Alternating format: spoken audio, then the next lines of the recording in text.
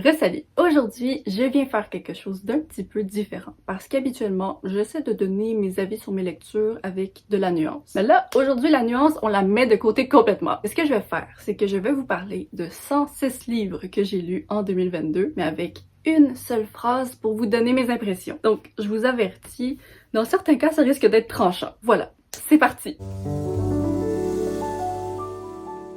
En 2022, j'ai lu un total de 115 livres, sauf que j'avais pas envie de vous spoiler à propos des livres dont je vous ai pas encore parlé dans les updates de lecture. Donc c'est ça, aujourd'hui, je ne fais que parler de 106 livres et les livres manquants seront discutés très prochainement. Le concept de cette vidéo a été repris de la chaîne Daily Debbie, qui est la première francophone à avoir introduit l'idée. Donc je vous encourage vraiment à aller voir ces vidéos. Bon, on va commencer parce que j'ai beaucoup de livres à commenter. Et pour l'ordre dans lequel je les ai mis, c'est simplement l'ordre dans lequel je les ai lus. Alors, premièrement, One Last Stop de Casey McQuiston. C'est une romance saphique dans un métro qui est très mignonne, mais qui m'a fait sentir un petit peu désolée pour les passagers dans le même wagon qui devaient assister à leurs échanges de salive. 4 étoiles. Heartstopper de Alice Oseman, une œuvre merveilleuse dans sa simplicité, parce qu'une romance entre deux garçons adolescents a le droit d'être saine, joyeuse et mignonne. 4.25 étoiles. These Violent Delights de Chloe Gong, on a une ambiance de Shanghai historique avec un côté fantastique. J'ai bien aimé, même s'il y avait beaucoup de potentiel inutilisé. 3.5 étoiles. La vie invisible de Adhilarue de V. Schwab, une plume qui nous berce à travers les époques avec une fin qui ne connaîtra jamais de fin comme je les aime. 5 étoiles. Anxious People de Frederick Backman. Tu me fais rire et tu me fais presque pleurer. C'est un oui, monsieur Backman. 4.5 étoiles. L'année de grâce de Kim Liggett, c'est un livre avec un commentaire féministe, mais dans lequel il y a seulement une fille avec un cerveau. Très déçu. 2.5 étoiles. Ma nuit entre tes cils de Grégory Saint-Gall. C'est un texte tellement pompeux qu'on dirait que l'auteur s'écrit pendant tout le long une lettre d'hommage adressée à sa propre plume. 1.5 étoiles. Brume de Stephen King, c'est une de mes plus grandes déceptions de l'auteur jusqu'à présent. J'aurais voulu rester dans la brume plus longtemps. 2.5 étoiles. The Good Sister de Sally Hepworth, c'est un thriller qui n'en est pas un et qui est en fait un des meilleurs contemporains que j'ai lu en 2022. 4.5 étoiles. L'éveil du Léviathan de James S.A. Corey. J'aime la science-fiction, j'ai aimé ce livre, c'est pas plus compliqué que ça. 4 étoiles. Get Alive Chloe Brown de Talia Hibbert. C'est une romance qui aurait dû fonctionner pour moi parce que la protagoniste était géniale, mais je me suis tellement fait brûler par les épices. 3 étoiles. Rise to the Sun de Leah Johnson. C'est une romance saphique jeune adulte qui a extrêmement bien commencé, mais qui s'est suivie d'un déraillement de train qui a transformé tous ses personnages en gens vraiment désagréables. J'ai encore le cœur brisé de cette déception. 2 étoiles. The Love Hypothesis de Ali Hazelwood. Est-ce que j'aurais dû aimer ce livre autant que je l'ai fait? Probablement pas, mais je l'ai fait parce que il m'a fait revenir dans le temps à l'époque de mes 13 ans où les fanfictions m'apportaient beaucoup de joie de vivre. 4.5 étoiles. Le silence d'Ezra de Etta Froome. Ça a été un des livres les plus lourds et déprimants que j'ai lu cette année. Le sujet était vraiment important, mais c'était juste la même scène, bouclée à répétition pendant tout le long. 2 étoiles. Ce qu'il nous faut retrouver de Joanne Ha. J'ai rien compris, mais je ne suis pas fâchée d'avoir rien compris. C'était quand même agréable. 2.5 étoiles. Vicious de V. Schwab. On y suit des gens avec des habiletés extraordinaires qui ne m'ont peut-être pas donné un coup de cœur extraordinaire, mais ils étaient très intéressants à suivre. 4 étoiles.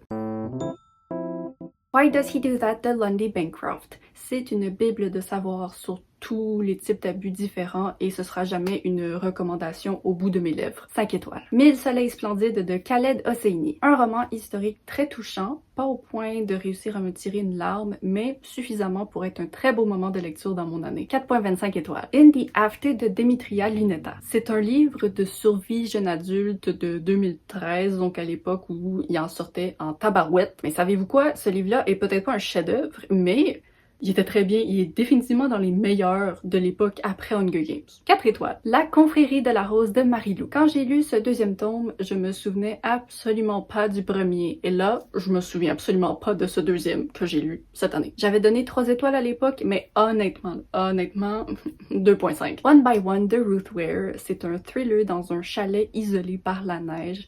Rien d'exceptionnel, mais très agréable. 3.5 étoiles. De Vengeance de J.D. Curtis. J'ai lu ce livre parce qu'il avait la moyenne de notes la plus basse de toute ma pile sur Goodreads. Mais finalement, ça a été une bonne petite lecture, divertissante. Oui, il y avait des défauts, c'était pas parfait, mais 3.5 étoiles. Le monde après nous de Rumaan Alam. La première moitié de ce livre était vraiment trop lente et dans la deuxième moitié, là, c'était mieux et il y a eu une des scènes qui m'a le plus horrifiée de ma vie. Donc, un livre à la fois ennuyant mais très marquant, 2.75 étoiles. The House of Brides de Jane Cockrum. J'ai essayé de trouver un point positif à ce livre et je n'ai pas réussi. On passe au suivant. Une étoile. In the End de Demetria Luneta. Une fin de duologie que je suis très contente de ne pas avoir procrastiné, mais c'était moins bien, mais c'était quand même bien. 3 étoiles.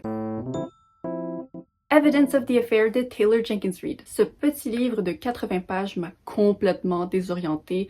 Il y a des choses que j'ai adorées, il y a des choses que j'ai moins aimées. Je sais pas qu'est-ce que j'en ai pensé. J'aimerais ça que tout le monde le lise pour me dire qu'est-ce que vous avez pensé. Je sais que cette phrase est vraiment longue pour une phrase, mais c'est ça. 3.5 étoiles. Une époque formidable de Kylie Reid. Ce livre fait tellement de choses qui ne devraient pas fonctionner, mais je l'ai dévoré du début jusqu'à la fin. 3.75 étoiles. The Girl Who Fell Beneath the Sea de Axio. Si j'étais présidente, j'ajouterais une nouvelle loi comme quoi un livre aussi beau n'a pas le droit d'être aussi décevant. 2.5 étoiles. Jane Eyre de Charlotte Brontë. C'est une belle ambiance avec une protagoniste qui est solide sur ses pieds, mais Monsieur Rochester me donnait envie de m'arracher les oreilles tellement cet homme parlait. Pas besoin de parler autant dans la vie. Merci. 3 étoiles. Wi-Fi gratuit, tu as bouleversé ma vie de Marcel Barry.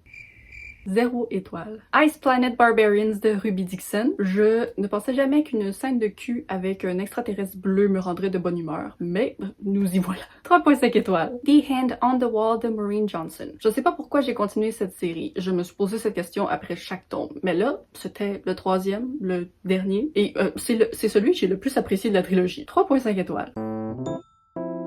Le consentement de Vanessa Springora. Peut-être que les mots seront jamais capables de véritablement traduire l'horreur de la vie, mais ce livre est pas loin d'y arriver. 5 étoiles. 365 jours de Blanka Lipinska. J'aurais beaucoup de choses à dire. Je vais me contenter de dire que c'est le seul livre de ma vie que j'ai lu où les vêtements d'un personnage demeuraient une part intégrale de son identité pendant tout le long du livre, même quand cet homme en noir était nu sous la douche. 1 étoile. 6 Weeks to Live de Catherine Mackenzie. C'est un thriller où la protagoniste doit deviner qui l'a empoisonnée avant qu'elle meure de ce poison. C'est vraiment rien de génial, mais j'ai eu beaucoup de plaisir à le lire. 3 étoiles. Saison d'os de Samantha Shannon. C'est un récit fantastique de qualité, mais qui a pas suivi le chemin que j'espérais, mais qui m'a donné envie de lire le prochain tome pour lire le chemin que j'espérais. 4 étoiles. Inspection de Josh Malerman. Ça se situe dans une tour où il y a un enfant nommé après chaque lettre de l'alphabet. C'est un concept vraiment plus intriguant que son exécution, mais ça a quand même été un bon moment. 3 étoiles. Ma douce Audrina de V.C. Andrews. J'étais prête à adorer ce livre, je ne l'ai pas fait. Il y avait beaucoup de choses ridicules, mais on peut dire que j'en ai été marquée positivement. 2.5 étoiles. Rentrer sans vente et sourire de Laurence Baudouin-Masse. Je peux comprendre pourquoi il y a beaucoup de gens qui ont adoré ce livre, mais moi, je comprends pourquoi les personnages et l'écriture m'ont vraiment personnellement énervée. 3 étoiles. Book of a Thousand Days de Shannon Hale. Un livre que je procrastinais depuis des années, mais qui a presque été un coup de cœur finalement. Très belle plume jeune adulte. 4 étoiles. Every Last Fear de Alex Finlay. Ça a été un début explosif de thriller que je pensais adorer, mais la deuxième moitié a tellement tout gâché. 2.5 étoiles. L'été de la sorcière de Kaho Nashiki. Une lecture douce et agréable, mais je pense qu'il me manquait quelque chose pour que mon cœur soit véritablement charmé. 3.25 étoiles. Tokyo Ever After de Emiko Jean. C'est un contemporain jeune adulte avec une protagoniste qui découvre que son père est en fait un prince au Japon. Et même si je l'ai commencé en étant vraiment dans le mood pour ce genre de livre, j'ai tellement eu de la difficulté à le terminer. 2 étoiles. Roux clair naturel de Fanny Demeule, un récit teinté par l'obsession de la teinture qui a définitivement teinté mon année de lecture positivement. 4.75 étoiles. Mr. Big de India Desjardins, un livre qui parle de la glorification des amours toxiques et qui se lit comme si c'était une amie qui nous parlait. 4 étoiles. Highlands de Fanny Demeule. Comme toujours, une plume de maître, mais je sais pas si j'ai réussi à tout à fait maîtriser la complexité du récit. 3.5 étoiles. Six Crimson Cranes de Elizabeth Lim, une fantaisie jeune adulte qui semble avoir déçu beaucoup de gens, mais moi, je passais un très bon moment. 3.75 étoiles. Répond à la lumière de Emma Elmaré. Quand vous ouvrez ce livre, absolument rien ne vous prépare à la suite, je vous garantis. Du québécois dans son excellence, 4.5 étoiles. Billy Summers de Stephen King. J'ai beaucoup aimé les personnages de ce livre, mais la première moitié manquait de piquant. Et là, je parle pas de scènes spicy. 3.5 étoiles. La Cité des âmes de Neil Shusterman. J'adore plus que tout les idées de cet auteur et ça a été une merveilleuse façon de conclure la trilogie. 4.5 étoiles. Dawn de Octavia E. Butler. J'ai adoré le début, j'ai un peu moins aimé le milieu, j'ai adoré la fin. Qu'est-ce que ça fait? Un 4 étoiles. Martien Go Home de Frederick Brown. Écoutez, l'auteur a des idées intéressantes, mais là c'est le deuxième livre que je lis de lui où les femmes servent littéralement juste à être des bonbons en brassière. Et moi j'ai pas envie de me faire manger, donc 3 étoiles. Sunreach de Brandon Sanderson. Un novella qui a pratiquement servi à rien dans ma vie, mais qui avait une ambiance douce et agréable. 3 étoiles. La maîtresse de Rome de Kate Quinn. C'est un récit historique avec des allures de romance, mais qui va dans des directions inattendues. Je recommande avec plaisir. 4.25 étoiles. Le chant du rossignol de Christine Hanna. C'est un livre qui suit le destin de 2 sœurs pendant la Deuxième Guerre mondiale. J'ai beaucoup aimé les suivre, mais ça n'a pas été le coup de cœur que je pensais que ça pouvait être. 4.25 étoiles. Martin Eden de Jack London. J'utilise très rarement ce mot, mais ce livre est un chef-d'œuvre. 5 étoiles. Les apparences de Gillian Flynn. Ok, ce thriller, c'est un petit peu de la folie. Et c'est de la folie qui va ennuyer beaucoup de gens. Mais moi, est-ce que j'ai été absolument divertie? Absolument. 4 étoiles. La Nuit de Elie Wiesel. C'est un livre dans lequel l'auteur raconte ses expériences dans un camp de concentration quand il était enfant. Ouais, c'est difficile de mettre une étoile là-dessus, mais je peux pas nuancer, c'est un 4 étoiles. Je vais juste dire que c'est un texte qui nous fait souhaiter que la réalité soit juste de la fiction. Mind Games de Kiersten White. C'est un livre avec énormément de défauts, sauf que j'ai tellement été divertie pendant ma lecture que ça ne m'a pas dérangé. 3.5 étoiles. Young Bloods de Scott Westerfeld. C'était le dernier tome des 4 livres qui ont été ajoutés à la saga Uglies et j'en aurais pris 4 autres. C'est fini. 3.75 étoiles. Entre toutes les mères de Ashley Audrin. Ouf. C'est particulier. C'est un contemporain qui est un thriller, mais qui est un contemporain, mais qui est un thriller. Je sais pas comment expliquer, et je sais pas non plus comment je me suis sentie exactement en le lisant. 2.75 étoiles. Serious Moonlight de Jen Bennett. Une lecture absolument adéquate et plaisante, mais qui m'a déçue d'une façon ou d'une autre dans presque tous ses aspects. 3.25 étoiles. Nine Lives de Peter Swanson. C'est un auteur de thriller qui aime faire des histoires chaotiques, et parfois c'est excellent, parfois c'est mauvais. Mais là, cette fois-ci, c'était juste décevant. Il y avait même pas de chaos. Donnez-moi du chaos. 2 étoiles.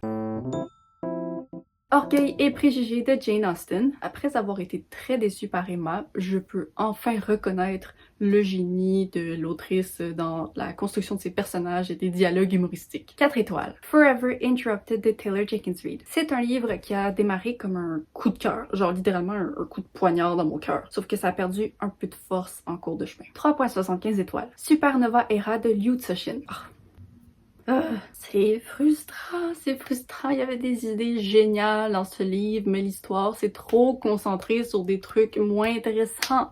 2.5 étoiles. Perfect Lies de Kiersten White. Ok, le premier livre m'avait suffisamment diverti pour que je ne sois pas dérangée par les défauts, mais là, cette fois-ci, non. 2 étoiles. The Roommate de Rosie Danan. C'est la romance qui ne faisait absolument rien de mal, mais qui m'a fait penser, hey, peut-être que la romance, c'est pas pour toi finalement. 3 étoiles. People We Meet on Vacation de Emily Henry. C'est la romance qui est débarquée du ciel dans ma vie et qui m'a dit « Hey, finalement, il y a des romances qui sont faites pour toi. » 5 étoiles. The Library of Legends de Janie Chang. Une lecture historique très agréable, mais qui a pas su tout à fait rejoindre mon cœur comme les autres livres de l'autrice. 3.5 étoiles. Upgrade de Blake Crouch. L'auteur a pris une idée souvent explorée déjà dans les livres et dans les films, et je pensais qu'il allait l'explorer plus loin, mais il l'a pas du tout exploré plus loin. Mais c'était quand même très divertissant et j'ai beaucoup aimé l'épilogue. 3.5 étoiles. Tous les diables sont ici de Louise Penny. C'est un policier qui est vraiment tombé à plat pour moi parce que la plume de l'autrice m'a dérangée à de nombreuses reprises. Et l'intrigue, c'est comme s'il y avait pas assez de choses, mais vraiment trop de choses en même temps. 2.75 étoiles. The Last Hope de Becca et Christa Ricci. Ok, la fin de cette duologie...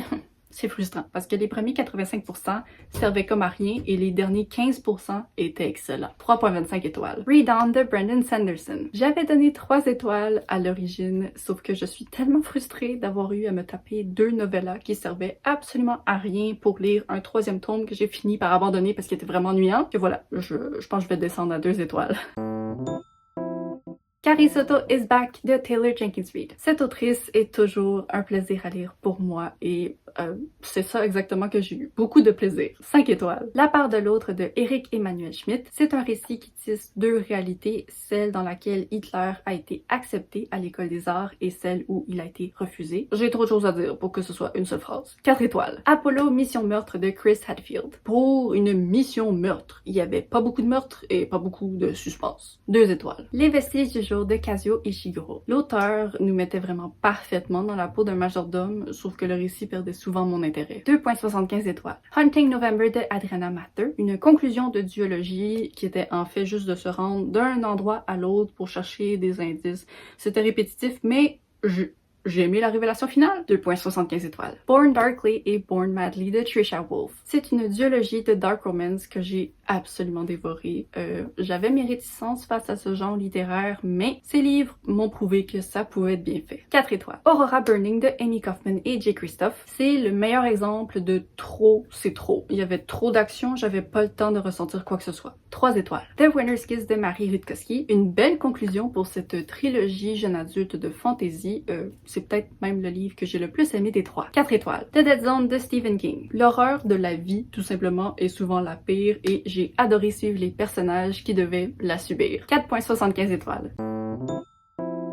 Cristallisation secrète de Yoko Ogawa. Un récit qui n'offre peut-être pas suffisamment de réponses pour tout le monde, mais qui m'a offert une ambiance merveilleuse et un délicieux moment de lecture. 4,5 étoiles. La fille du 6i de A. Arthur. Ce livre parle d'une fille qui s'est enfermée dans son appartement pendant des années parce qu'elle avait peur de sortir et de se mettre à tuer le premier humain qu'elle voyait. Très bon concept. 3,75 étoiles. Out There de Kate Folk. Un recueil de nouvelles de science-fiction qui ne vont pas toujours quelque part, donc c'est vraiment pas pour tout le monde, mais les idées sont extrêmement intéressantes. 4 étoiles. Les pénitences de Alex Vien. Ce livre nous enferme dans la même pièce qu'une fille qui voit son père abusif pour la première fois depuis des années. C'est étouffant. 4,25 étoiles. Meurtre mode d'emploi de Holly Jackson. C'est une enquête adolescente très agréable avec peut-être beaucoup de choses invraisemblables, mais ce livre fait bien son boulot. 3,5 étoiles. Arrêtez-moi de Lisa Gardner. Un peu déçue par ce thriller slash roman policier, il y avait trop de points de vue différents. 3 étoiles. No Kindness Too Soon de Sylvain Neuvel. Encore une fois, Sylvain Neuvel me prouve qu'il est un auteur qui écrit des livres pour moi personnellement. 5 étoiles. Killer Game de Stephanie Perkins. C'est un thriller jeune adulte qui était absolument n'importe quoi, mais il s'est lu très facilement, donc 1,5 étoiles. Cimetière de Stephen King. J'avais très peur d'être déçue par ce livre à cause de mes attentes, mais il m'a offert un roller coaster d'émotions que je ne pensais même pas que j'aurais. 4,25 étoiles. This Bright Future de Bobby Hall. C'est un mémoire sur la vie du rappeur Logic, Bobby Hall de son vrai nom, et j'ai été contente d'en apprendre plus à son propos, sauf qu'une fois de plus, la plume du livre était juste tellement insupportable. 3,5 étoiles. Daisy Darker de Alice Finney. C'est un autre thriller qui reprend le concept de Ils étaient 10 de Agatha Christie, sauf que pour la première fois de ma vie, le livre a réussi à le rendre très ennuyant. 2 étoiles. Game de Barry Lyga. Ce deuxième tome suit un adolescent qui est expert en tueur en série, sauf que dans ce livre, son expertise est devenue très désagréable à suivre. 2,75 étoiles. Dipama de Amy Schmidt. Un livre inspirant à propos d'une femme inspirante. 4,25 étoiles. Il était 2 fois de Franck Tillier. Je ne sais pas où est-ce que l'auteur a trouvé son cerveau pour planifier tout ça, mais moi je suis juste très reconnaissante de pouvoir assister aux résultats. 5 étoiles. City of the Lost de Kelly Armstrong. C'est une enquête dans un petit village isolé du monde complètement, donc l'ambiance délicieuse avec des personnages attachants. 4,25 étoiles. La fille de la supérette de Sayaka Murata. J'ai vu plusieurs personnes dire que ce livre était bizarre, mais moi j'ai pas du tout trouvé bizarre. Donc là je me dis, est-ce que ça en dit plus sur le livre ou sur moi? Je sais pas. 4 étoiles. Cinder de Marissa Meyer. Je m'attendais à absolument rien avec ce livre. Et qu'est-ce que j'ai eu? Beaucoup de plaisir. 3,5 étoiles. Vengeful de V.E. Schwab. J'ai rarement vu une ligne du temps maniée de façon aussi complexe, mais la conclusion de cette duologie était pas l'explosion que je désirais. 3,75 étoiles. Le nom du vent de Patrick Rothfuss. Ce livre aurait pu être un coup de cœur si ça n'avait pas été du protagoniste dont le seul défaut était de narrer sa vie comme s'il n'en avait aucun. 4 étoiles. La 5e saison de N.K. Jemisin. Je n'ai absolument aucun doute que cette histoire a été écrite par un génie, sauf que que malheureusement, je n'ai pas eu tout à fait le génie de me sentir investie dans l'histoire pendant tout le long. 3.75 étoiles. Ni vu ni connu de Vera Kurian. Ça a été une partie de plaisir à lire. Donnez-moi n'importe quand des psychopathes qui essaient de trouver la personne qui veut les tuer. 3.75 étoiles. Et le dernier livre, Descendant of the Queen de Joan Ha. C'est une fantaisie jeune adulte aux allures beaucoup plus juridiques que ce que je croyais. J'ai apprécié ma lecture, mais j'aurais souhaité que la protagoniste soit plus responsable de son propre récit. 3.25 étoiles. Oh my gosh. Ok, j'ai fini. Habituellement, avant de vous laisser, j'ai une question pour vous, mais là, honnêtement, mon cerveau est brûlé de toutes les phrases que je viens de dire. Donc, si vous avez quelque chose à me dire, hey, je vous écoute, je vous apprécie, merci. Et sinon, ben, on se revoit la semaine prochaine. N'hésitez pas à vous abonner pour ne pas manquer ma prochaine vidéo. Je poste les vendredis à 10h30 pour le Québec et 16h30 pour la France. Bye bye!